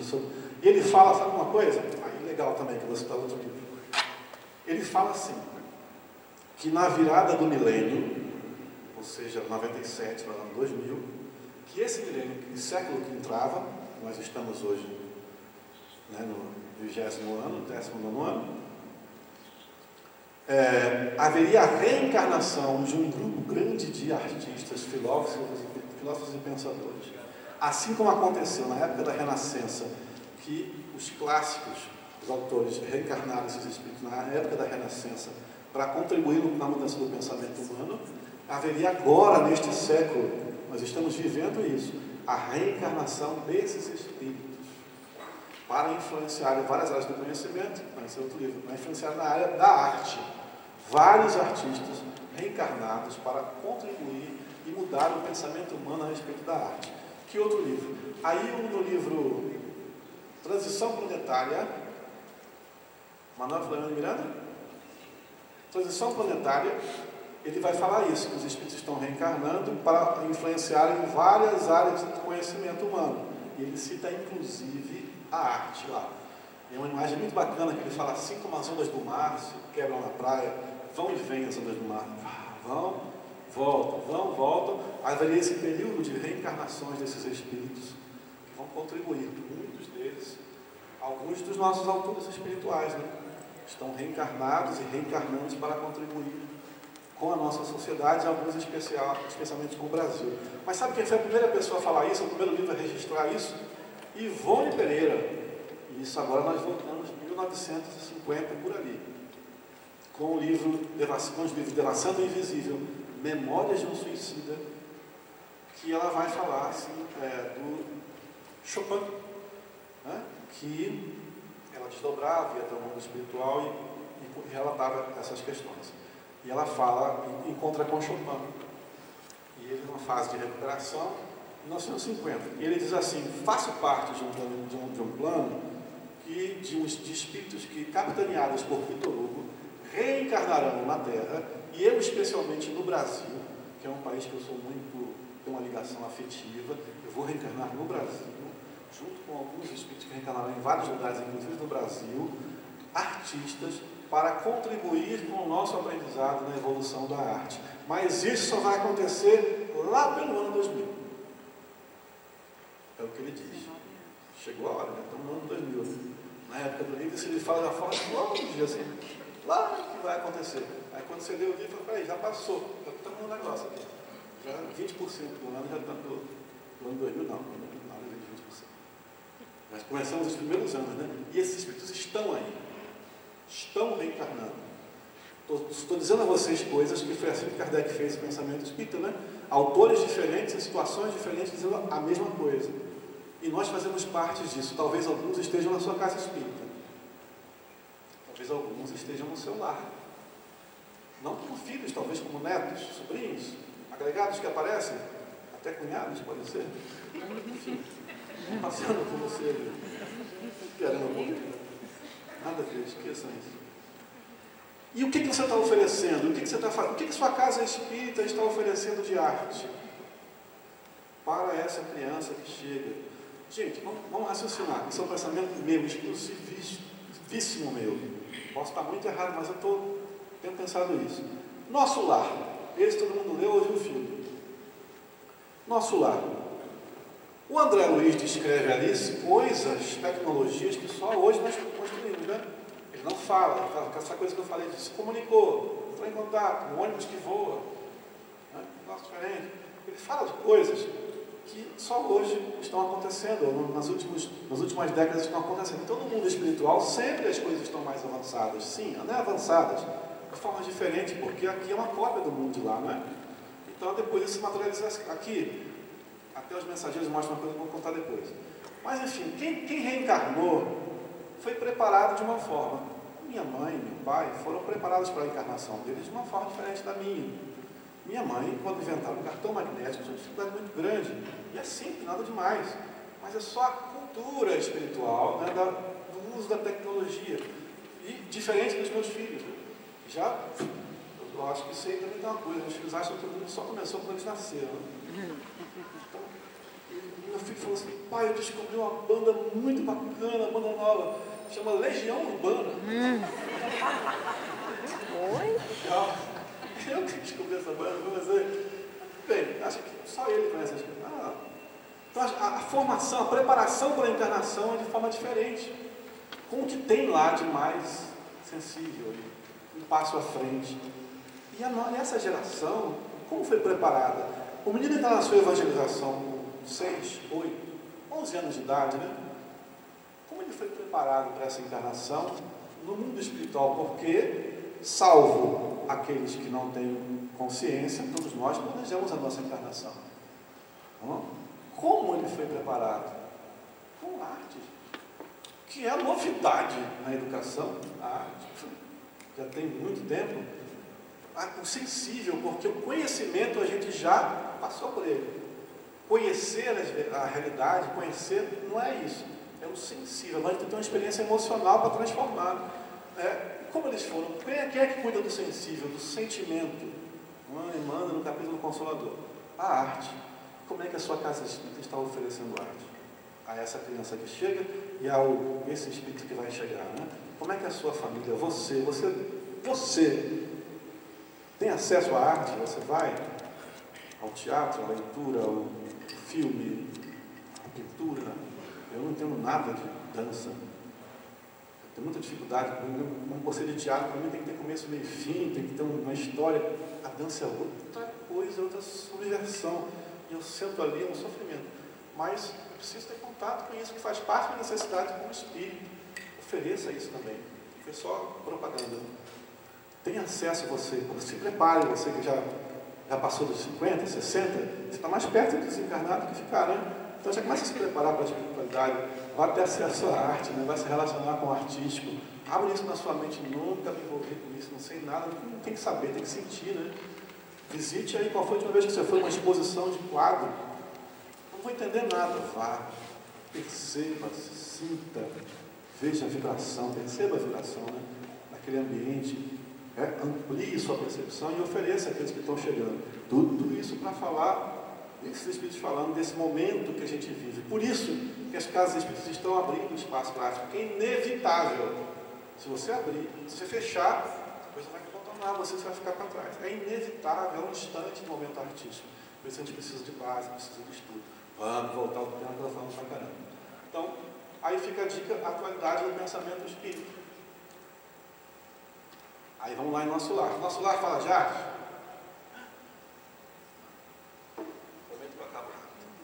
Fala de arte em Nosso Lar? Não. Fala de uma colônia espiritual que o cara sofre no umbral e depois descobre a primeira vida espiritual. Não é isso?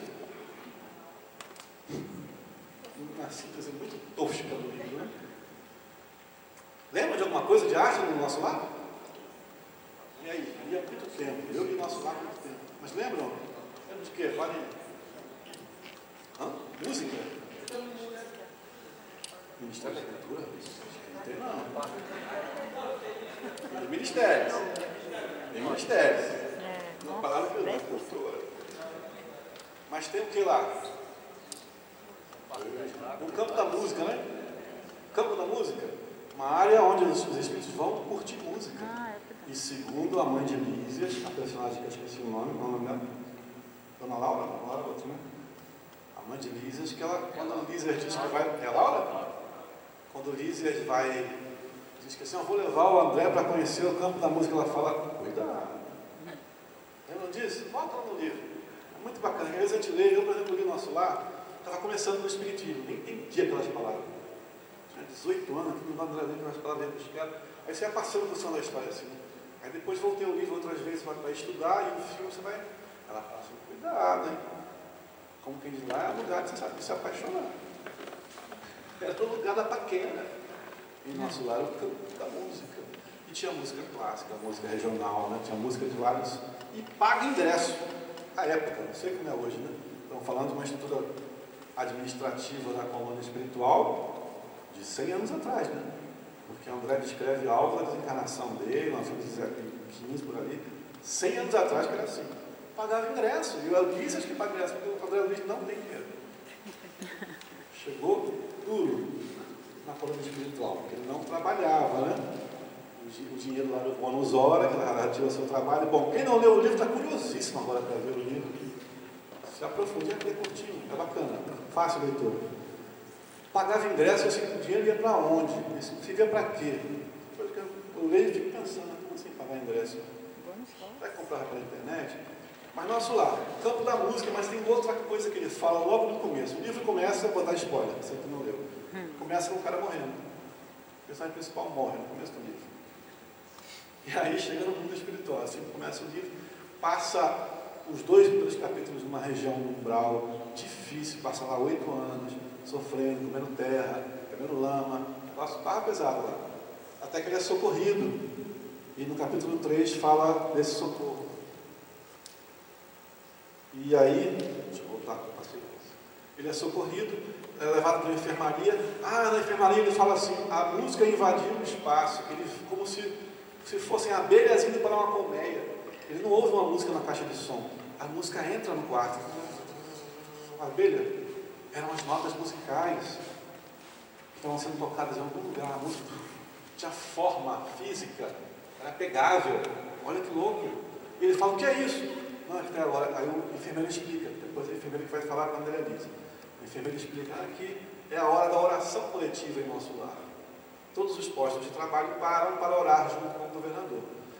E o André, bem curioso, mauzão, mal conseguindo ficar em pé, eu quero ir lá. Não pode, não quero ir. Agora o ministro vai ajudando ele e entra num auditório como esse, onde estão os trabalhadores do hospital. E aqui tem um telão passando imagens, tem coisas coloridas. Ele nunca viu aquilo, isso é 1900 e muita bolinha, 1910, 1900 e tanto. Ele fala assim, como se fossem projeções cinematográficas. Ele via um telão com um projetor. Que coisa extraordinária que eu vi aqui. E aí lá no telão aparece o governador, que está lá na governadoria, com 72 anciões, entre um deles é o Clarencio, que é o que ajudou ele a tirar o André do umbral. E aí é o texto aqui que ele fala assim, mal terminar a explicação, que Lísias me explicou isso que eu estou explicando para vocês, as 72 figuras começaram a cantar. Olha, era a hora da oração coletiva. O que os anciões fizeram? Começaram a cantar harmonioso hino repleto de indefinível beleza. O cântico celeste constituía-se de notas angelicais de sublimado reconhecimento. Ele fala um pouco do que é essa música, só sintetizei ali. Então a oração que o governador fazia era música. Era isso que eles faziam. E olha o que acontece depois que eles terminam a oração. Caliciosa música, em seguida, respondia aos louvores, procedente talvez de esferas distantes. Foi aí que a abundante chuva de flores azuis se derramou sobre nós. O governador com os anciões oravam, cantando, e os espíritos superiores ao umbral, procedidos das esferas superiores, respondiam àquela oração com música. Por isso que o Espírito fala lá, que música está falando? Refere-se a de vocês ou a música que a gente ouve aqui? Que a vibração da prece produzia harmonia. Isso, por ser feito com sentimento, gerava essa música que ele está falando. Mas é muito mais complexo que isso, muito mais sensível que isso. A troca de vibrações entre o mundo espiritual superior ao Nosso Lar e o próprio Nosso Lar, que é uma colônia que para André era evoluída, mas está dentro do umbral, ela era feita através da música. Isso é dito no livro, por exemplo, como outros momentos. Tem momentos que me instigam a curiosidade, mas ainda não descobrimos como é que funciona. Que ele fala assim, a veneranda ia fazer uma palestra, um espírito. Antes da palestra, um grupo de coro infantil cantou uma música tal. E um grupo de música permanente com crianças. Se tem um grupo de música, esse grupo que veio cantar não se reuniu agora, ensaiou antes, tem uma agenda. Será que é assim que funciona lá também? Porque para eles cantarem harmonioso, tem que ensaiar. Seja encarnado ou desencarnado, sem ensaiar, não rola. Tem que ter uma organização, tem que ter alguém que faça a coordenação, tem alguém que escolha o repertório. Como é que é feito isso? Não faço ideia. Não me perguntem isso. Mas isso está lá no livro, vários momentos assim. A obra de André Luiz, repleta de indicações de arte. Olha o que ele fala. A primeira prece coletiva em Nosso Lar, operar em mim completa transformação. Transformação, conforto inesperado envolvia a alma naquele momento de prece. Pela primeira vez, depois de anos consecutivos de sofrimento, o pobre coração saudoso e atormentado, a maneira de cálice muito tempo vazio, encheram-se de novo das gotas generosas do licor da esperança. Essas foram as primeiras reações de André Luiz. Em Missionários da Luz, ele fala no capítulo 10, de uma reunião de materialização, onde as pessoas chegam em silêncio. Reunião de materialização. Para tudo. A reunião, isso é uma loucura. Eu falo isso ali, às vezes eu fico surpreso. É uma reunião onde tem um médium, o espírito se materializa e você pode abraçar, conversar, dançar, botar ele na balança, ver o peso dele, fazer a barba, sei lá, fazer a barba. Gente, isso é muito louco. Isso é muito fantástico, né? Mas é a natureza da vida.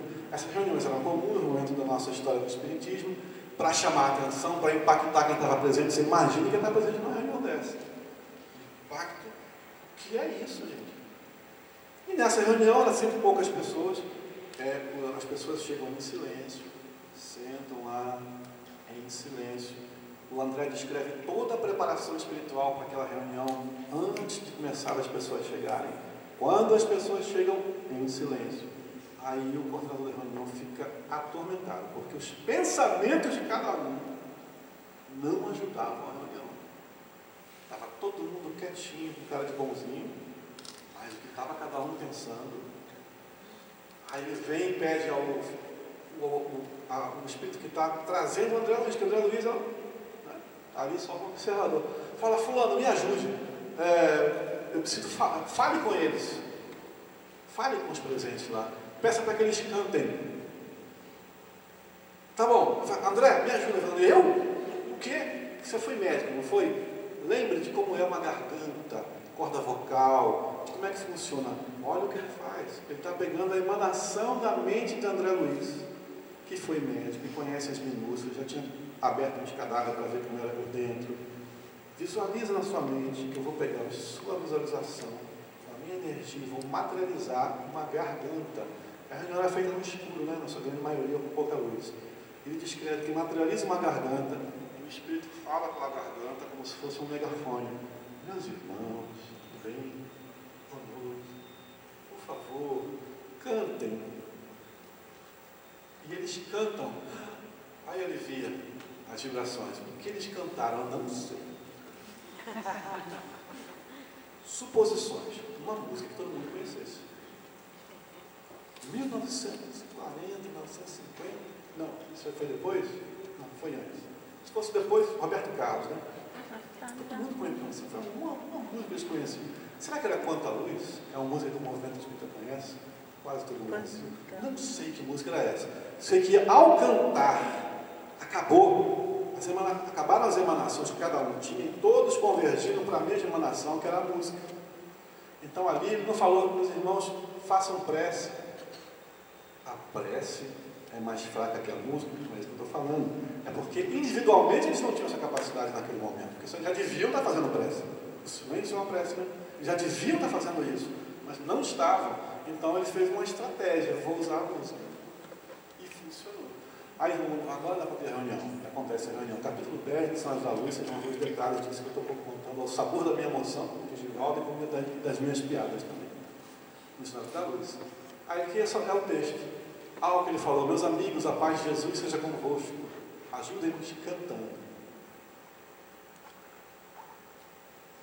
Os mensageiros, aí, essa é a última historinha.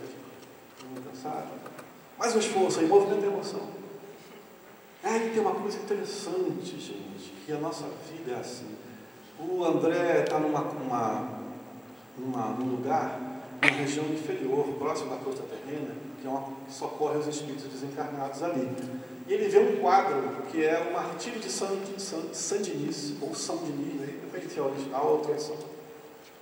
Esse é o quadro, mas o quadro é grande, ó, gente, olha o tamanho. Essa é a imagem que fala da decapitação, a cabeça dele fora do corpo, da decapitação do padre, se não me engano, e ele diz a história, a lenda, que ele foi decapitado, pegou a cabeça e correu para a igreja, com a cabeça na mão. Dizem que chegou até a porta da igreja, não deve ter sido alguns metros, mas E aquilo foi fenomenal, foi fantástico. E então ele virou um santo por causa disso, inclusive, não sei se foi só por causa disso. Mas o quadro registra, ele é o padroeiro de Paris.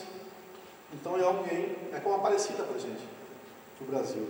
Tem um significado cultural para a cidade, para o país da França. E esse, o pintor, Bonnard, eu acho, não recordo o autor. Não tenho também. Ele pintou o quadro, está exposto lá no museu. E o André vê e diz, eu conheço esse quadro. Esse quadro está exposto no Museu tal, lá na Europa. O autor que imitou o quadro, que fez essa cópia, muito boa a cópia, por sinal, eu conheço esse quadro, eu conheço o original. Aí o cara fala, não, é o contrário. O pintor, ele teve aqui, desdobrado durante o sono, viu o quadro, se apaixonou, registrou na mente dele. Quando ele acordou, ele não se aquietou enquanto ele pintou, ele foi muito feliz, pintou igualzinho. É o contrário. E André Luiz descreve que o quadro lá no mundo espiritual, ele tinha uma luz diferente. E a luz interfere na percepção da obra de arte. E o mundo espiritual é a luz do negócio. Nós não aqui percebemos a luz pelos olhos. E nós, pessoas, percebemos diferentes a mesma imagem. Porque eu, se estivesse lá atrás, eu não estaria me vendo direito. Está meio embaçada a minha visão lá atrás para uma pessoa aqui. Eu preciso do corretivo do óculos. Então, de repente, você percebe as cores de forma diferente. Não todo mundo percebe igual. No mundo espiritual, você tem uma outra percepção, que é a perispiritual, de uma luz que não é essa física. Então, o negócio é outro universo.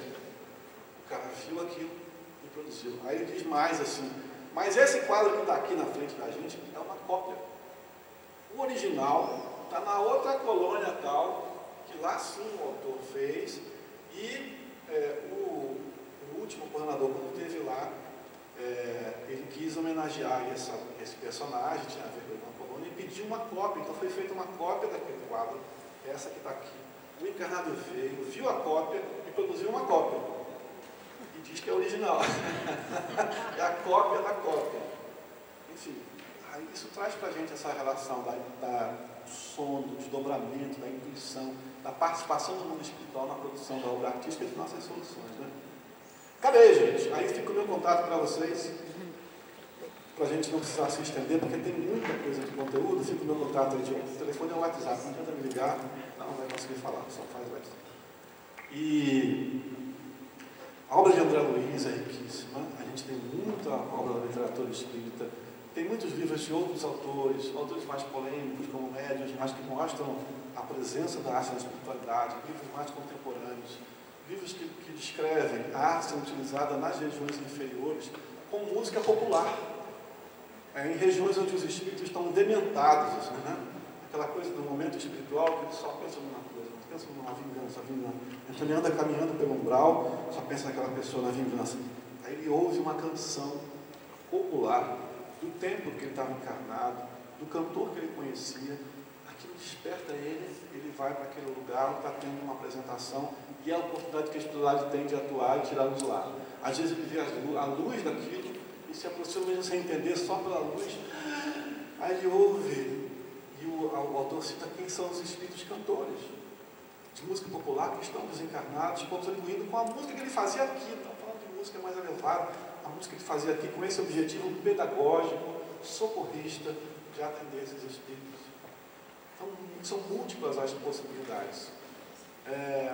Tem um livro muito interessante chamado Herdeiros, do Luiz Márcio Arnaud, que descreve, para fechar as minhas histórias, descreve um canto coral, um grupo de coral ensaiando no mundo espiritual, dentro de uma colônia de tratamento espiritual, todas as colônias de um tratamento espiritual.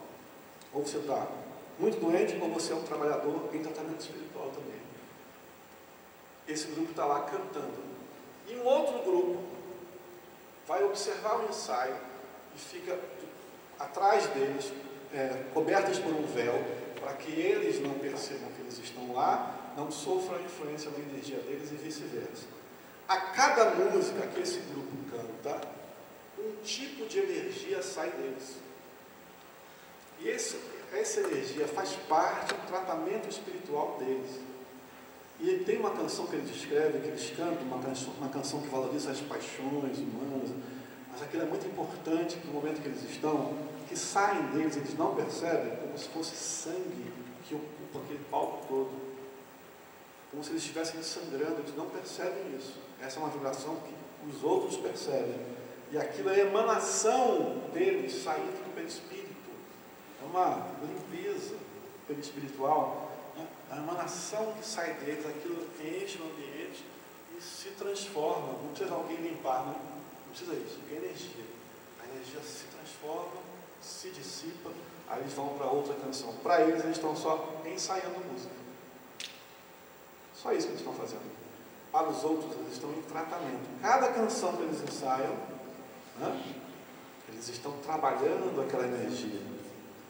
Olha que coisa que pode ser o seu momento de... Eu sou professor de teatro e muito comum chegarem alunos para fazer teatro, alunos da minha idade, ou mais velhos, ou próximos da minha idade, como quem diz assim, eu preciso fazer teatro para me fazer bem. Aí eu tenho alunos que são advogados, professores, comerciantes, mas o teatro precisa estar na vida deles, porque eles sentem que aquela energia eles precisam para fazer bem, e é verdade.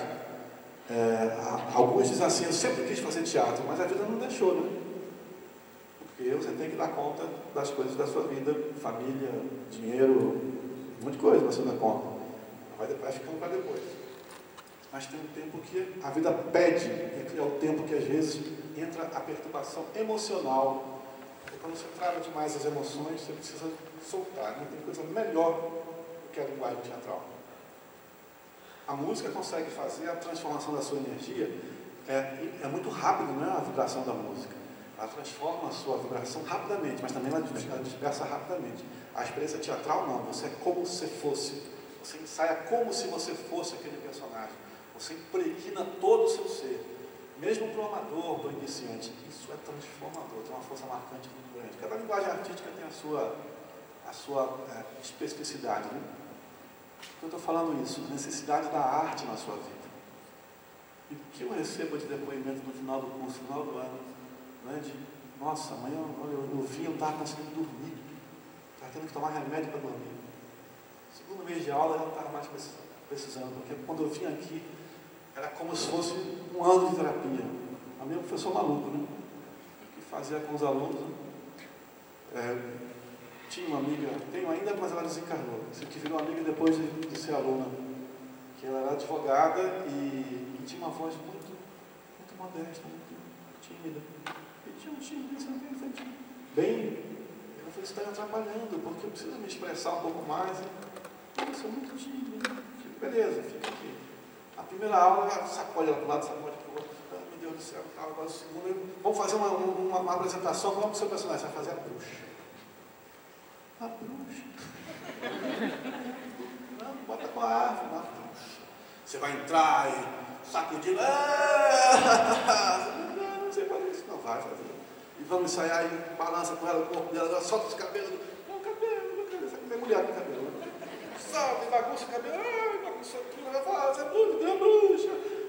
Uma dificuldade, mas aquilo, com a entrega dela, soltando no teatro, faz essa coisa louca, perturbada com a gente.